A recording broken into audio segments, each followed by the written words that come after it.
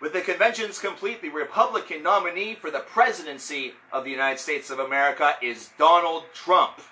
Now, Trump is a bit of a polarizing figure. He's been that ever since announcing his bid for the presidency in 2015. And ever since then, he has rode a wave of momentum that has taken him to the top and kept him there throughout the campaign process as well as the primary process. He has a lot of enemies, whether they be from the rival party, the Democrats, with Bernie Sanders stating that a presidency for Donald Trump should be an impossibility, and we're going to make sure that doesn't happen, to those within his own party who feel that his brash and outlandish tactics and politics are going to be the death of the country.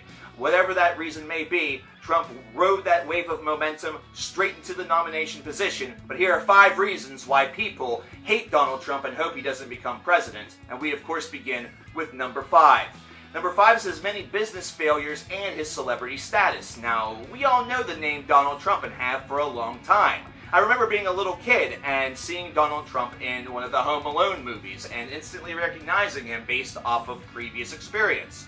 But also, he's been a celebrity based off of his show The Apprentice, which was seen as a hard-hitting reality show where folks attempted to become a part of his company, and then, of course, the famous phrase, "you fired," became a sensation.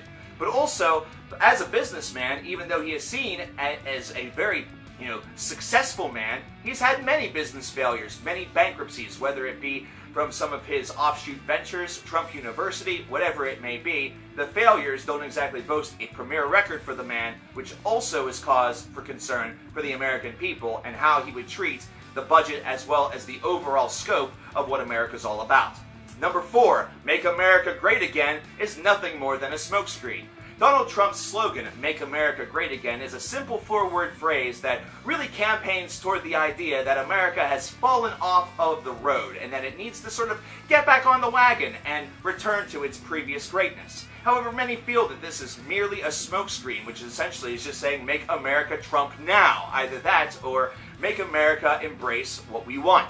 This is something that is seen from several folks that are on the outside sort of looking in, not understanding the appeal. However, for a wide variety and wide scope of citizens of this country, the concept of America being made great again and resuming some of its previous dominance as one of the top superpowers in the world is certainly a flattering idea. And plus, cultural identity and American identity has always been something that's been of vital importance to many ever since 9/11. Either way, many fear that Make America Great Again is nothing more than a campaign slogan and an empty promise that the changes that would actually occur under a Trump presidency would cause America to sink deeper and deeper into the current hole that it finds itself in. Number 3, his controversial plan to build a wall and his views on Mexicans. This is probably one of the biggest reasons why people feel that Donald Trump is the wrong choice for president. We're going to build a wall. I'm great at building walls. I'm a builder. As what we heard many, many months ago whenever he announced his concept and his idea to build a border between the United States and Mexico that was a literal wall. Mexicans are rapists, they're thieves, they're bad people, they're bringing in poison into America, they're stealing the jobs. And then whenever you talk about his comments about the refugees from overseas in Europe, it gets even worse. Either way, there are definitely a lot of folks that have a fear that we are not a secure nation, especially after the attacks that have happened in places such as Orlando, such as San Bernardino, and other locations around the nation, as well as also paying close attention to recent attacks that have occurred in France, whether it be in Paris or in Nice. Either way, this is something that applies to a lot of people's concept that they want to ensure that the American way of life is preserved, and if there is a threat that is causing that to not be preserved, to actually be in jeopardy, it's a threat that should be dealt with and dealt with force. But on the other side, there are plenty of people that see this as a huge threat, xenophobic, slightly racist, and, well, number 2, Donald Trump speaks his mind. And this includes casual racism, sexism, and bigotry, and does so in an obnoxious way.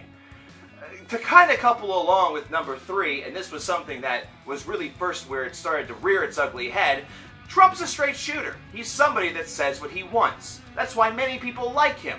He's liked because he's not afraid to tiptoe around convention and say exactly what is on his mind, even if it makes him look a little bit foolish.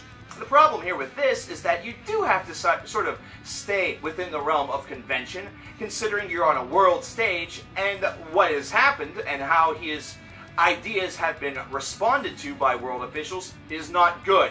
It actually grants the potential for an isolationist America. That is what many people are saying. And basically his casual sense of racism and sexism towards women, his bigotry whenever it comes to members of the LGBT community or other communities like it, his treatment toward Mexicans, his treatment toward refugees, his treatment toward humanity in general just seems so generally deplorable that they would never in a million years even consider wanting to be in the same room with them. If they had the opportunity, they'd probably legally kill him. But there's no such thing as legal death unless, well, you're being executed and you go through the legal process. And yeah, this is seen as a huge problem for many people. For others, though, it's seen as somebody that's telling the truth, somebody that's unafraid to assail the problems of America headlong and use force if necessary, which is causing a lot of butting of heads whenever it comes to the citizenship. It's actually causing a lot of trauma. It's actually causing a lot of argument.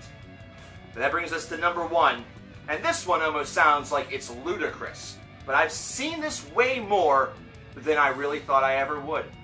People believe that a Donald Trump presidency would be comparable to Adolf Hitler. You've seen some of the memes, you've seen some of the conversations. We've talked about some of the different reasons why he's hated, why he is loathed, why it seems like his idea and his concept is to erect massive statues to himself, have a huge banner that flies in every single state and every single city, and it's basically just going to be a huge tribute to the greatness that is America. Perhaps make America great again is just the same idea as trying to turn us all into modern-day Nazis. Perhaps the idea of his controversial plan to build walls is going to extend to Canada. Essentially, all the United States is going to become a gigantic compound. Basically, think about it this way. If Mexico was granted 3 wishes and America was, built around with a wall, all they'd probably wish for is for a bunch of water to flood America, and then that'd be the end of us. They wouldn't even have to do a thing. They could take a siesta. Pretty great stuff. But many people feel that he has the potential, and he has all of the trademark notions, whether it be the racism, the xenophobia, the way in which he goes about his speech, his patterns, the fact that he's a very eclectic, charismatic man. All of those markers seem to be very similar to that of a dictator, that of somebody who has the potential to take America in an exceptionally dangerous path, one where they attempt to be their own nation, to conquer the world, and be really just America and be great, to be seen as above all else. While this sounds absolutely ludicrous and absolutely ridiculous, there are a fair number of folks that feel and fear this concept. And that's one of the big reasons why some people not only hate this man, not only don't want to vote for this man, but that's why some folks out there really do want this man dead. There you have it, ladies and gentlemen, 5 reasons why people hate Donald Trump. If you wonder why people hate Hillary Clinton, who's the Democratic nominee for the presidency, click on the video that's right up there. It's somewhere around my head. My name is coverkillernation, and I'll talk to you guys next time. Whenever you go out to vote in November, vote with your heart, not with your wallet. I'll see you next time.